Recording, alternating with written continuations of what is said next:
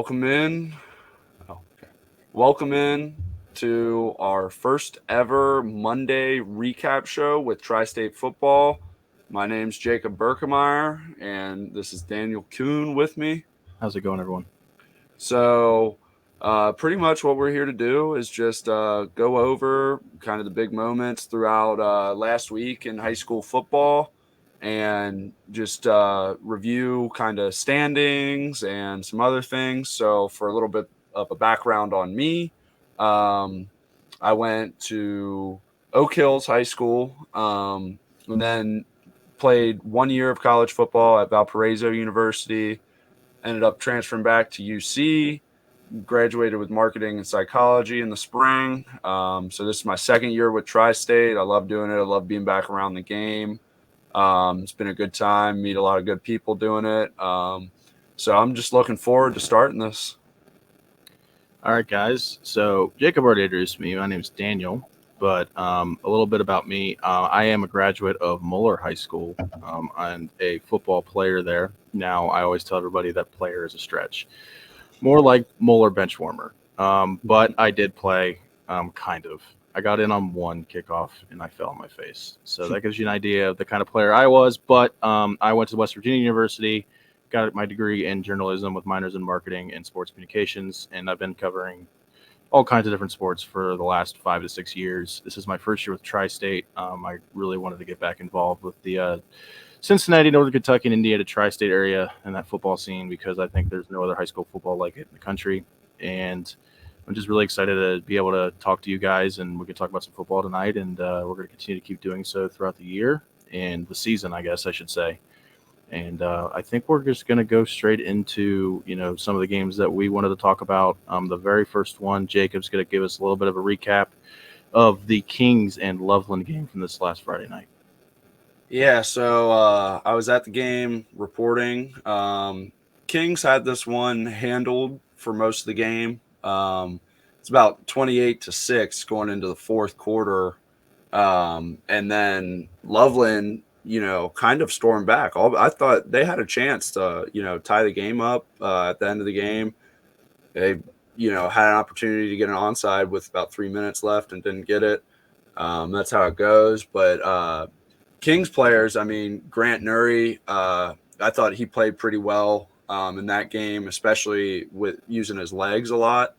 Went 12 for 20 passing, had 195 yards, touchdown and a pick, but then he had 21 rushes for 79 yards and a touchdown. And along with him, his backfield mate, Carson Lindholm, he had 16 rushes for 71 yards and 2 touchdowns. Felt like they played a very physical and bruising style of football all night long. But got to give props to Loveland for fighting back. They were struggling most of the game, and there was no quit in them, and it ended up being, a good finish. Nate Lyman, he's on Kings. He's committed to Eastern Michigan, I believe. He had a quieter day, 6 for 62 and 10 yards. Nathan Tucker had the big one to open up the second half for Kings. This one right here, 81 yards. It was a good game, and I think the ECC, it's really going to be more of a race for who's getting second.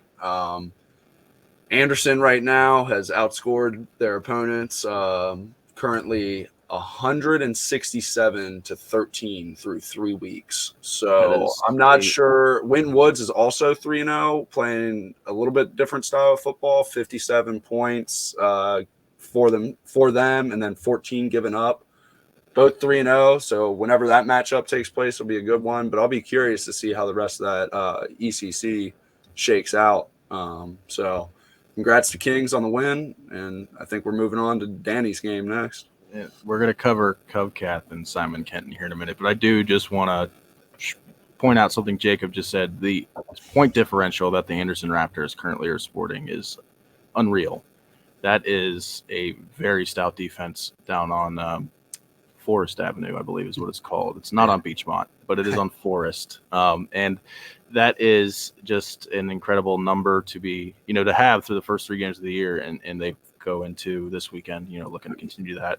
Absolutely. So, I mean, 50-point average. I mean, you're averaging 50 points a week and giving up not even a touchdown. So they beat Little Miami 64-0. I actually went by the game the other night because I frequent that area quite often, and it was 44-0 before halftime. And I'm like, oh, they got to put their backups in by now, right? And I saw the final score. I'm like, I guess that maybe they didn't, or maybe their backups are just that good too. But that's an incredible score. So we're going to switch on over to the other side of the state line, over to Kentucky. We're going to talk about Covcath and Simon Kenton. On paper, this game really kind of favored Simon Kenton. They were absolutely, definitely going into this game, maybe I think as a favorite. I know we don't have betting in Cincinnati in high school football, but they definitely, on paper, and from my end, looked like they would have a really good shot at pulling this game out. And obviously, Covcath came into this game backs against the wall, 0-2 to start the year. Just not what you want, especially when you're competing for that, regional title, or I guess their conference title, right? Not regional title. And of course, bear with me here, folks. It's the first one. I'm going to have to figure this out because I can't see my mouse. There it goes. Okay. Enough about me and my mouse. We're going to just talk more about the game. So this game ended up being a blowout. Covcath easily cruised to their first one of the season over Simon Kenton.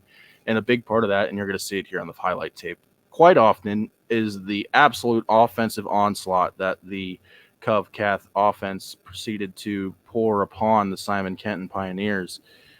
The Simon Kenton Pioneers had a whopping 259 yards of offense. And I say whopping because that's actually a low number in this game. The Covcath offense managed to put out 507 yards of offense. And 210 of those came from junior running back Dylan Geyser. On just 14 carries, he had 210 yards and 3 touchdowns.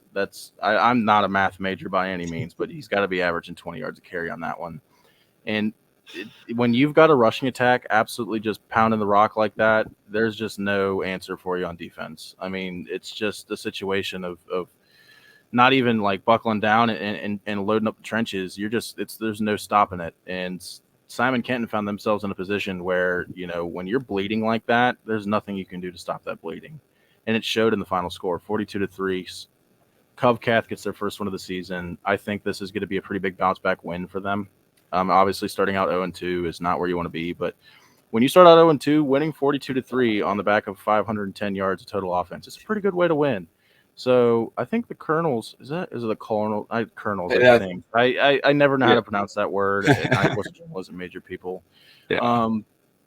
But at the end of the day, I mean, if we're looking at the whole scope of the rest of their season, the 0-2 mark doesn't matter anymore because you just put together, it goes week by week. You're 0-0 every week, right? And you go out there and you put together a win like that to really kind of get back in the win column and kick your season off. It's like it's a rock, man. You can't stop that rock when it's rolling, and right now that Covcath offense is rolling. So, what are your thoughts on this game, if you have any? I think anytime you're running the ball that way, you're going to be pretty tough to beat. I mean, if you're churning out 20 yards a carry, and I'm sure there were some long ones mixed in there, but I think it rings true throughout every level of football, not just high school. You go to college, NFLs. You have a good run game. I mean, that's going to just wear the defense down over time. And then as the season progresses and, weather becomes more of an issue, we've had pretty mild weather throughout the first few weeks. I don't feel like we've had a lot of rain or, crappy weather throughout. So once we get into this October football and start getting into playoff football, the run game becomes much more vital to a team's success. So I think that's good for Covcath. Something to, build some momentum on going into next week. So, got to hang your hat there. 500 yards of offense doesn't happen that often. No, it does unless not. You're Anderson. And if you're Simon Kenton, you're putting your biggest boys there in the trenches now because you never want to see that happen again. Oh, but in terms of the next game we're going to cover, it is going to go back to you, Jacob, and we're going to go out to, I don't know I think they played in Hamilton, so I don't want to say Butler County, but we're going to go out there and we're going to talk about Lakota East in Hamilton. Yes. So the Lakota East and Hamilton game, that was a thriller, like it says right there. I mean, overtime victory. So Lakota East quarterback, not sure if people watching this are old enough to remember John Kitna back in the day for the Bengals, but his son, Jameson Kitna, is their quarterback. And then you see Fitzstevens kick here. Great way, walk-off ending for Lakota East. And that was a big matchup in the GMC, especially with next game we're going to talk about, Princeton versus Lakota West. Those two are kind of competing at the top, but, Princeton just beat West. So, but getting back to East and Hamilton. So Kitna had a pretty mild day, 124 yards and a touchdown. Ryder Hooks is a really good running back for East. 20 attempts, 113 yards. As a team, they had 163 rushing yards. Christopher Boyer, he had a touchdown receiving for Lakota East. And then on the Hamilton side, Grayson Goldsmith had 80 yards rushing.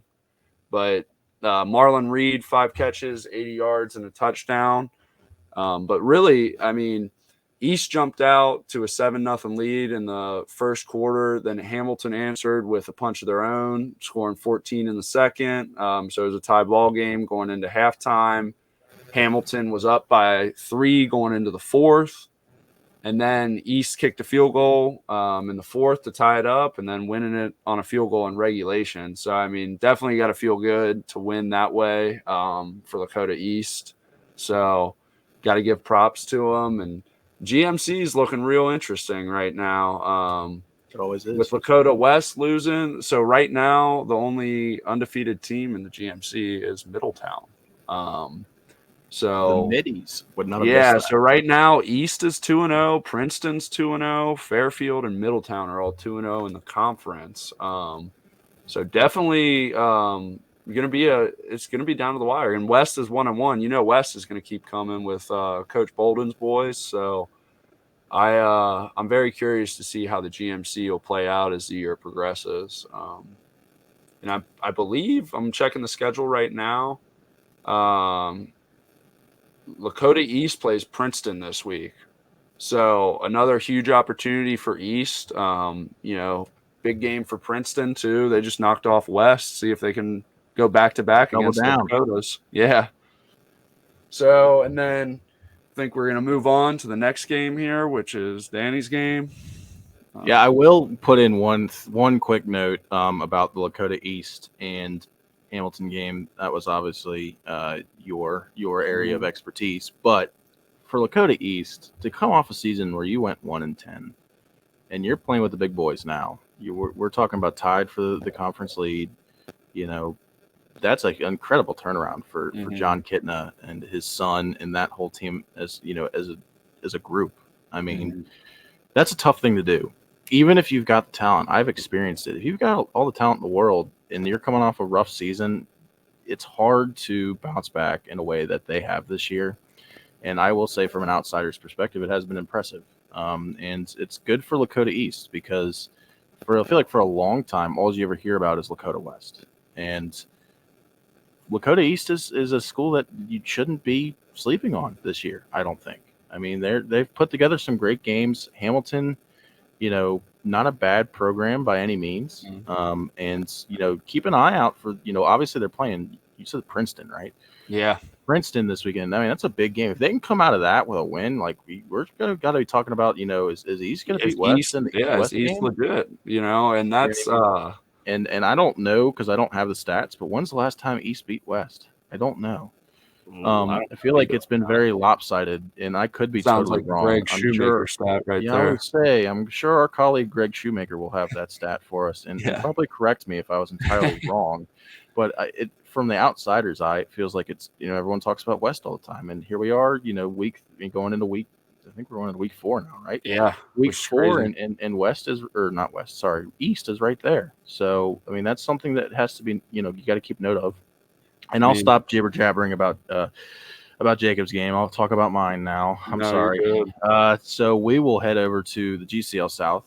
Like I said, I'm a Moeller grad, and I know the GCL South quite well. And we're going to talk about LaSalle and Fairmont. Now, the interesting thing about this game, I found out through a little bit of research when I was writing up my recap for this game the other day, was that they have met the last 3 seasons, and all 3 times the winner of this game has won with by just scoring less than 20 points.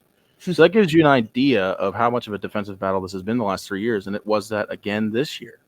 LaSalle had a couple big plays from their quarterback, and of course, I didn't write his name down, so please excuse me for not remembering his name. But he had some good rushes tonight. Wow. Well, it's the first one, guys, and apparently my screen has decided it wanted to go down to 2 frames per second. But nonetheless, we're going to continue and truck on with this. So basically, LaSalle and Fairmont was once again, and I forgot to change that. So sorry, people. So there you go. So it's going to be one of those games where it's a barn burner. I mean, it's not fun to watch if you're an offense fan, but it's definitely fun to watch if you like defense, because that's all it was. And the big difference in this game has got to be, the fact that Fairmont could not capitalize. They forced LaSalle. Sorry, people. I need to actually pay attention to what I'm doing over here, so you don't have to listen to my mouse click 10,000 times as I'm trying to figure out which video to close. Anywho, Fairmont forced 2 fumbles within the first quarter, and they ended up with 3 points out of both.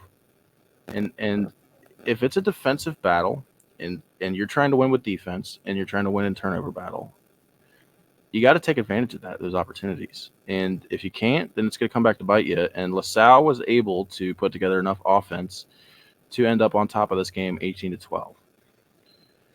Jacob is more keyed in with the conference standings than I am, but it's always a tough battle in the GCL South. Yeah, I mean, absolutely. all 4 of those teams. Absolutely. I mean, obviously, Big Mo is doing Big Mo things.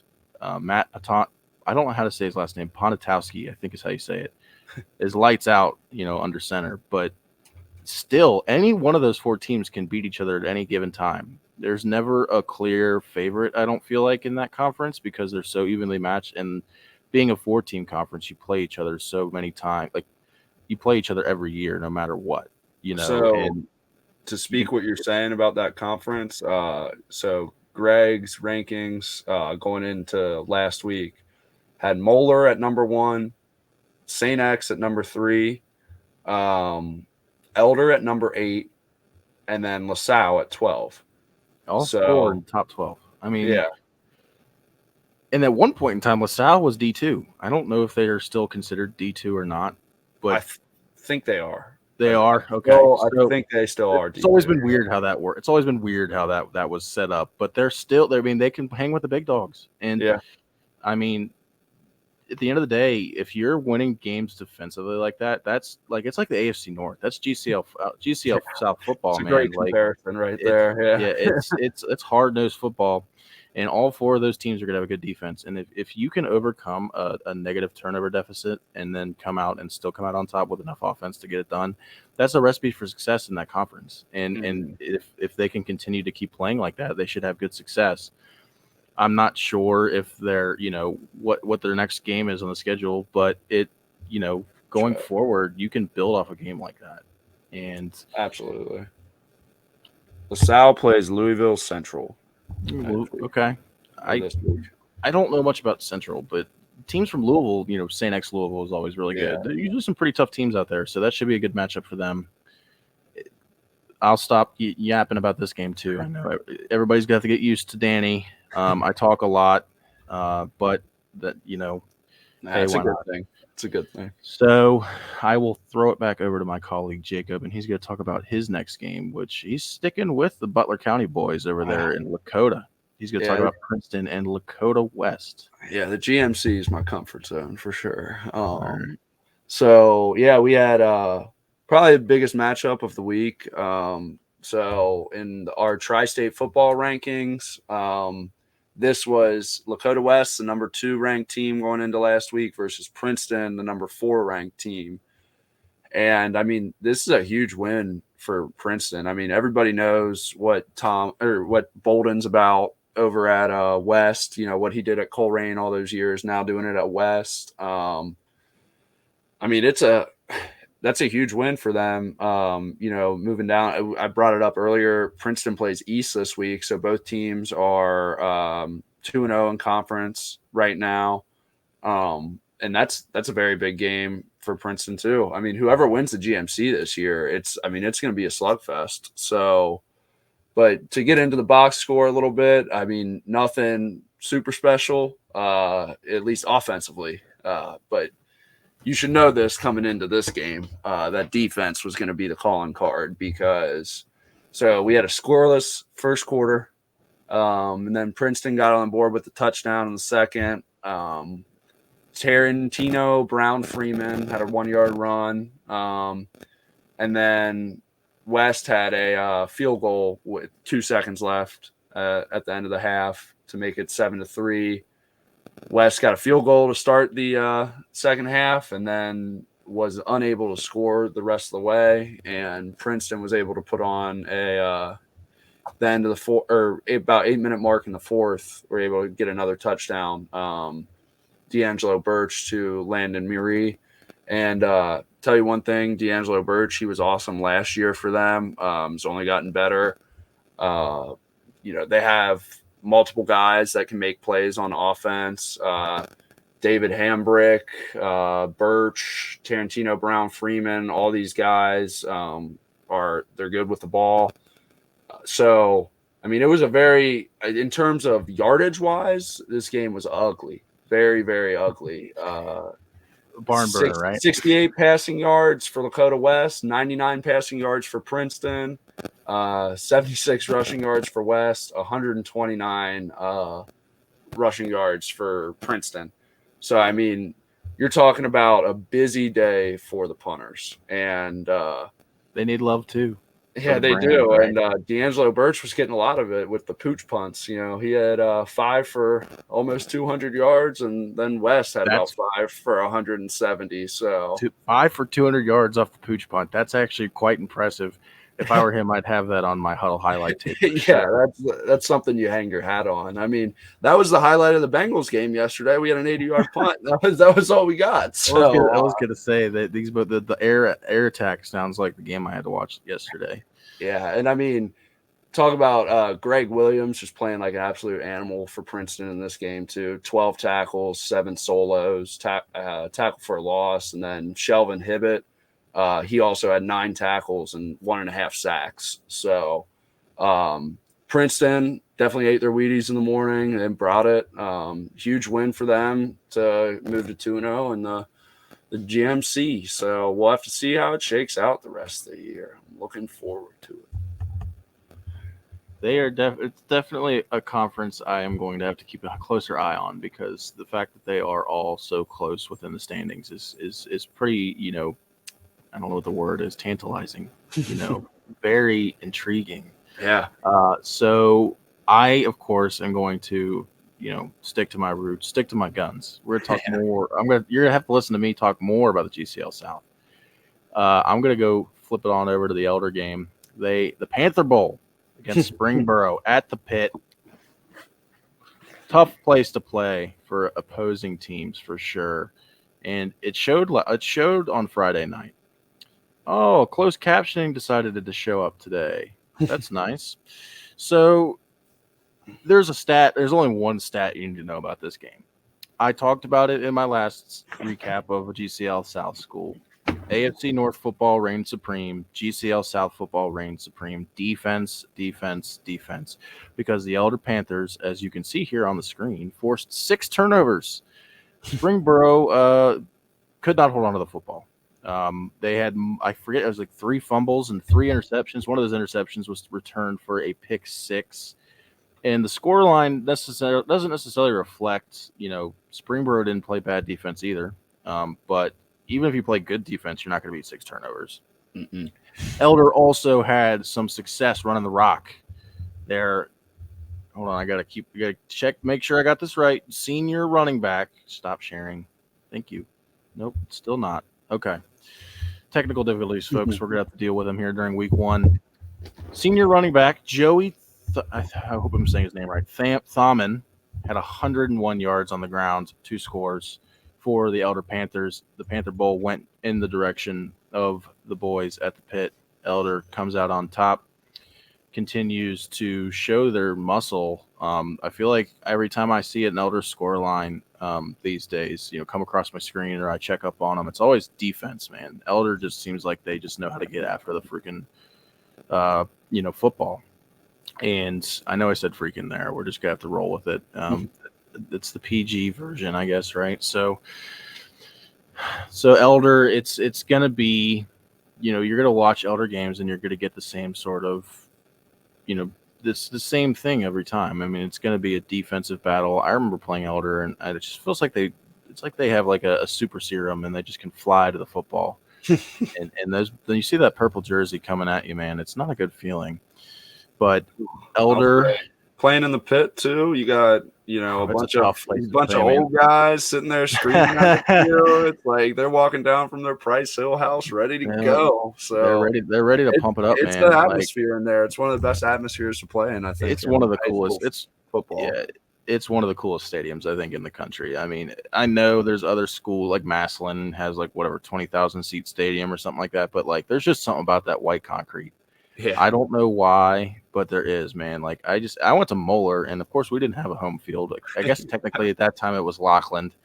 That's gone by the wayside because I don't even think they have home games anymore. They just play at Mount St. Joe's. But I remember being a visitor and going to the pit and being jealous. Like this is like so cool. I wish I would be able to play in this kind of environment, this kind of stadium. And when you force 6 turnovers, that has something to do with where you're playing to, right?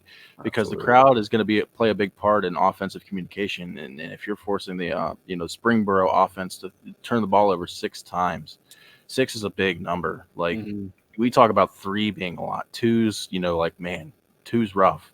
6, 6 is crazy.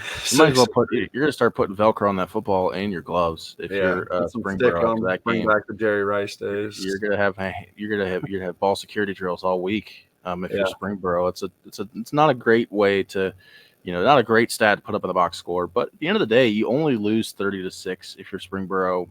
All things considered, 6 turnovers, you lose by 24. Could have been a lot worse for sure, but still not the way you wanted your night to go. But in terms of Elder, defensively, I mean that you're not going to have any better momentum going into your next game because now you're playing with house money after 6 turnovers. Yeah. You're flying to that football because somebody's going to get in there and punch it out or someone's going to pick it off. So Elder not completely, but pretty much destroyed Springboro on the defensive side of the ball. And that's pretty much all you need to know about that game. And I think that is the last of our 6 games we had lined up, is it not? I believe it is, yeah. So now we're going to roll right into some other quick stuff before we head on out and let everyone else enjoy their Monday night. So tomorrow night is tristatefootball.com and WLWT Blitz 5's Top 25, carefully procured and created by our wonderful colleague, Greg Shoemaker, the czar of Cincinnati. I think Flan. I'm not sure who coined it, but the Shuru is. I think the Shuru. I love it. I think that's what we're calling him now, the Shuru. If you're looking for your stats, information, and predictions on high school football in the tri-state area, Greg Shoemaker is your man. He will have the top 25 tomorrow night.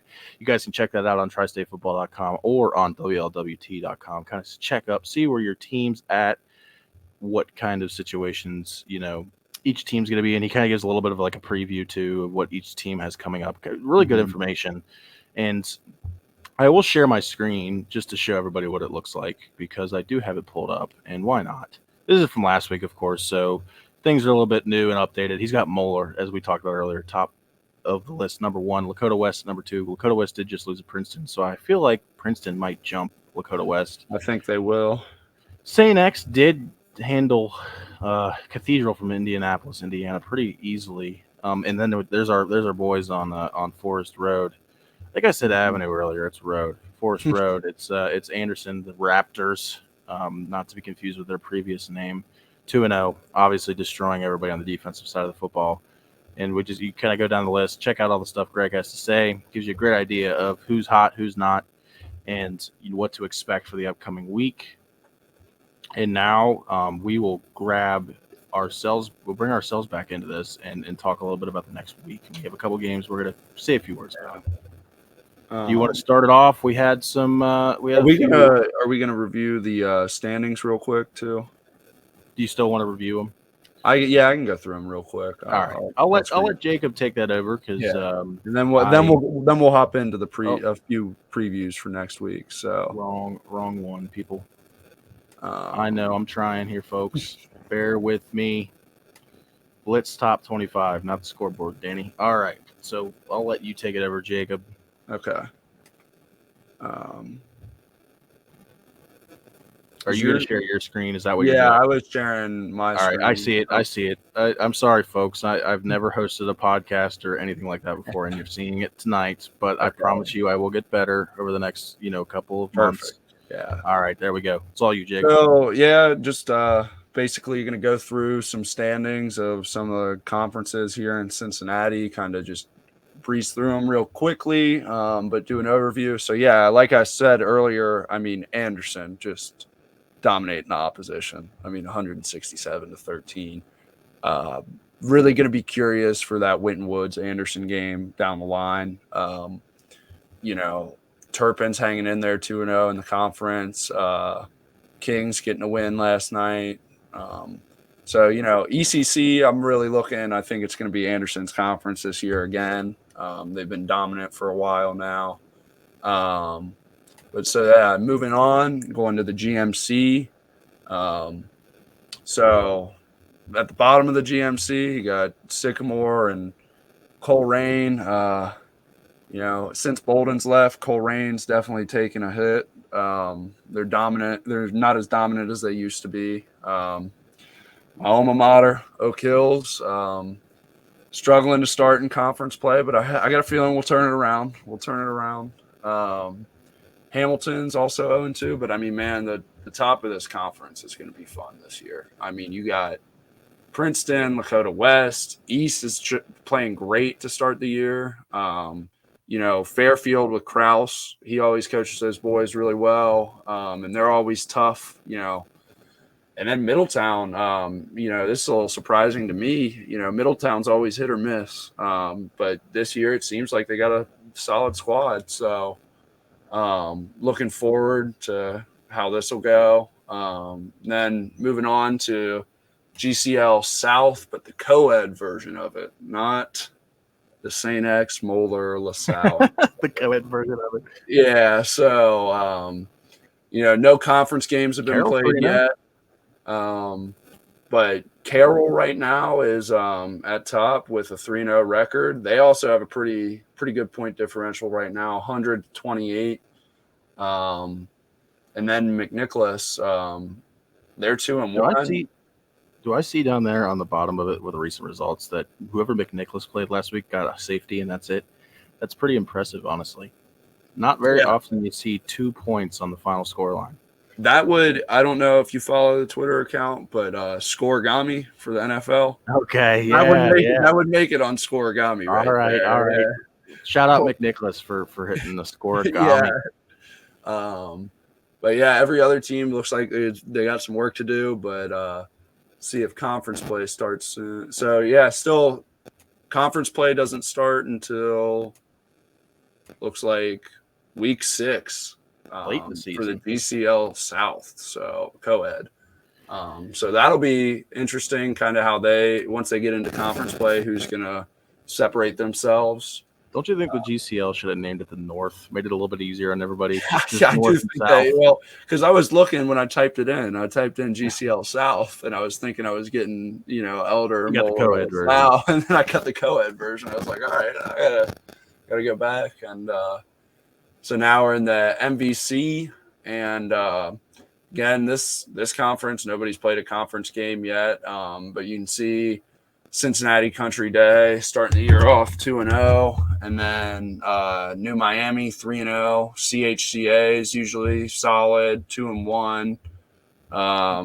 Not my boy. I'm a little biased towards Roger Bacon because Mike Blount was my American history teacher at Oak Hills, so I love Coach Blount. Hope Roger Bacon finds some success this year. Purcell usually has some guys. So, but we'll have to see once they get into conference play.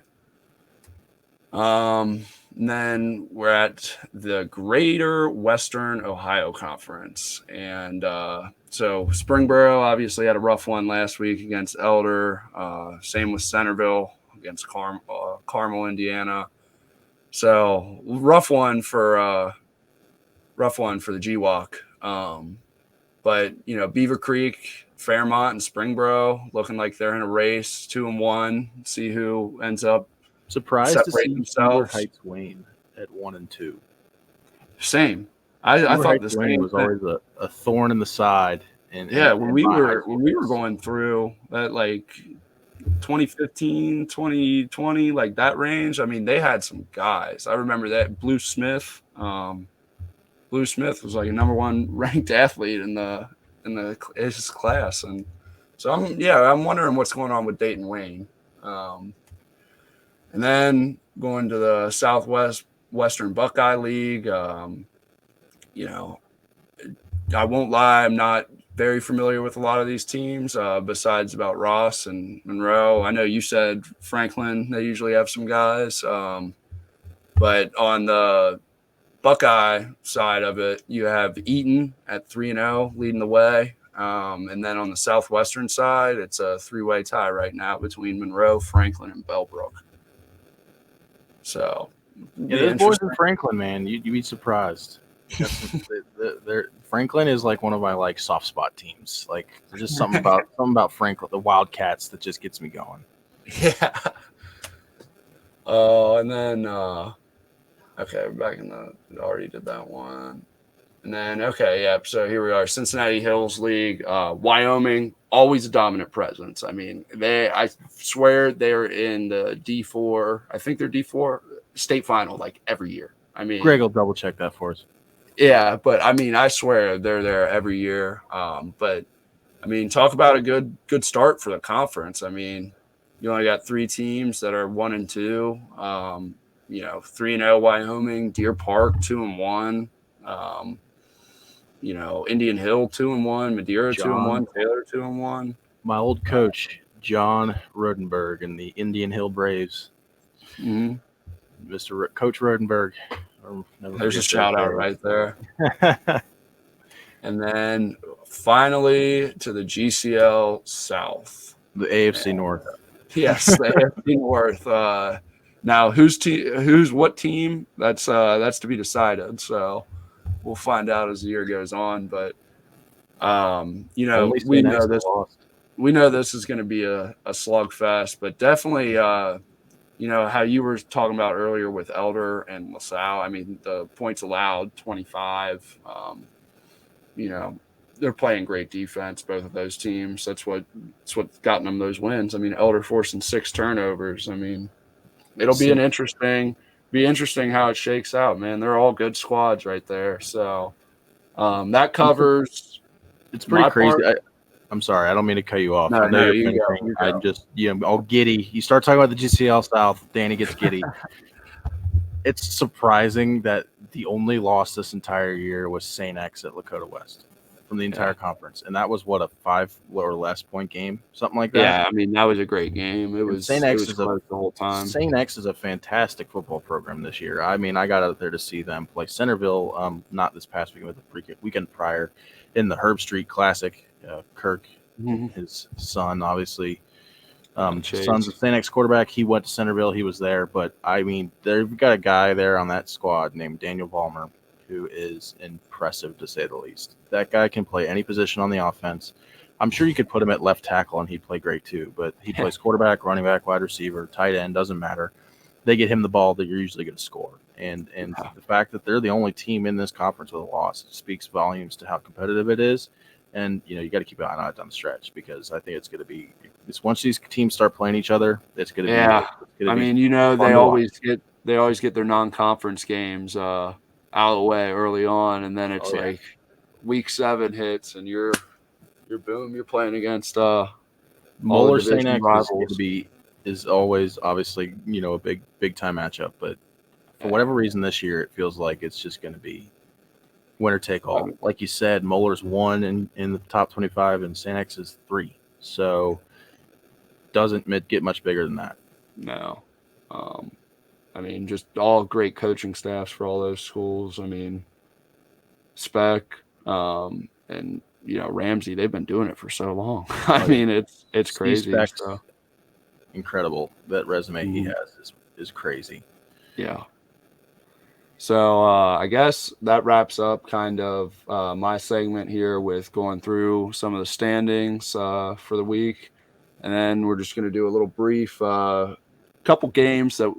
few games that we have our eyes on. So I guess I'll start us off with Elder St. Ed's. I mean, that one's always a rival. I mean, that's a crazy game. Elder's driving up to, up Lakewood, there. Man. Yeah, Just I outside Cleveland. forgot where it was exactly, Lakewood. but yeah, Lakewood. They'll be middle in Lakewood of nowhere.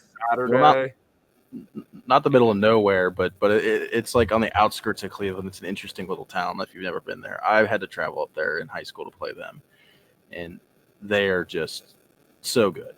I mean, every year in, year out, that school produces fantastic football teams, and that it will be. I don't know if Ed's plays X, Moeller, and LaSalle. They normally play all 4, but I'm not sure what they're doing that this year or not. But this will be an exciting game. I mean, it's really like almost every year you got that Eds or Eyes from up north. Those are going to be 2 teams that you're always worried about from the Cleveland area. And I mean, you always have a team from down here that's going, deep into the state playoff too. So usually they end up meeting each other again at some point down the road. So it should be a great game to watch. I don't think Ed's is a private school. I could be totally wrong on that. I don't think they're a private school, but if they were in Cincinnati, they would be like a perfect shoe-in for the GCL. Oh yeah, for the GCL South. Like they just play that kind of football, and the history's there. I mean, they're a frequent flyer in Cincinnati. It is, to say it is a private school. Okay, so they would be in the South. Yeah, they're Catholic too, so they qualify for all the GCL. It's called St. Ed's. Man, I'm sorry, people. It's 8:00 on Monday night. I'm not at my not my best. It is St. Ed's. I'm right. He's right. I'm losing it, guys. All right, I'm sorry I hijacked you talking about that game, but Ed's is like I said, Ed's is like the GCL South. You start talking about it, I get it because I just love that kind of football, man. Yeah. All right, I guess I'll kind of quickly dive into a game. We're going to give Kentucky a little more love.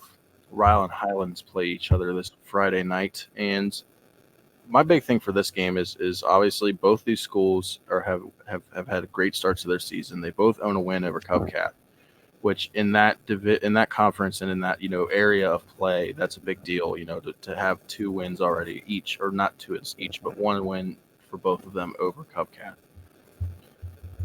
Is my mic giving feedback again? Oh, of course, at the very end it's good. Okay. Well, hey people. I mean, I think I'm hearing things. So that's pretty much the basis of it. Is you've got 2 programs coming into this season that obviously they're big winners, or they're heavy hitters, I guess I should say, in that conference and in that area, and they both hold wins over probably the top dog normally in that area and in that conference. So you're both playing with house money, and that just makes this an even bigger game than it would be previously. They're fighting for a lot on the line here, and the Raiders and the Bluebirds. I love it. I love both those 2 names. That's one of the reasons why I picked to preview this game, is just because I think they're good name matchup right there. Their names and their mascots are tough. I would rock the Highlands Bluebirds sweatshirt. Like that little fighting Blue Jay is cool looking. Yeah. All right. You want to talk about the last one? Yeah. So I think we're finally approaching the end of the show here. And the last game I wanted to just highlight was the Eastern Cincinnati Conference matchup between Anderson and Lebanon. So as we've talked about numerous times already on this show, Anderson, high-powered offense, averaging over 50 a game. Will Lebanon be able to slow that down at all and be able to compete, maybe control the game a little bit with the ground game? Lebanon right now is 1-1, and Anderson's 2-0 in conference play. So, I mean, be a huge one for Lebanon to get, but we'll see if Anderson just keeps the train rolling, and you don't want to be on the tracks if they're Like going. I said, like we talked about earlier, I mean, even the Raptors offense is obviously incredible, but their defense, man, they are rock I mean, 13 solid. points through 3 games. I mean, That might that's be one the of the best most. totals we've seen That's got to throughout. be the best overall team on paper in the city right now. That's just really impressive, and that's a big shout out to Coach Evan Dreyer and his Raptors down there. A fantastic start to their season. So I will kind of wrap it up here because we've been going for a while longer than we thought we would, which just goes to show you either I am just talking way too much, guys. We're both yappers. We're definitely both yappers. Maybe that's why Dan and Greg picked us for this. Yeah, but, probably. We've been going a little bit longer, and I know everybody's probably ready to get with their Monday evenings and the rest of their week. We got some Monday Night Football to watch. Oh, yeah, that's right. Aaron Rodgers. I forgot about that. Hopefully he doesn't return. Yeah, 4 snaps into the game this year. Well, anywho, that's going to be everything from us here on our side of things. We're going to wrap it up tonight, and we will see you guys again next week. We're aiming for 7 o'clock on every Monday night from here on out. This one was pre-recorded, but the plan is to go live, and you'll be able to kind of just jump in and listen to me and Jacob yap whenever you want to instead of having to sit through the whole 45 minutes of us yapping on YouTube. You can check this out on YouTube once it is uploaded, and we will see you guys again next week. Well, cheers to the first show, Danny. Yeah, we did it. It's a good one, yeah. So looking forward to the next week, and hopefully you guys will tune in the rest of the season. So, all right, guys. Have a good night, everyone. Have a good night.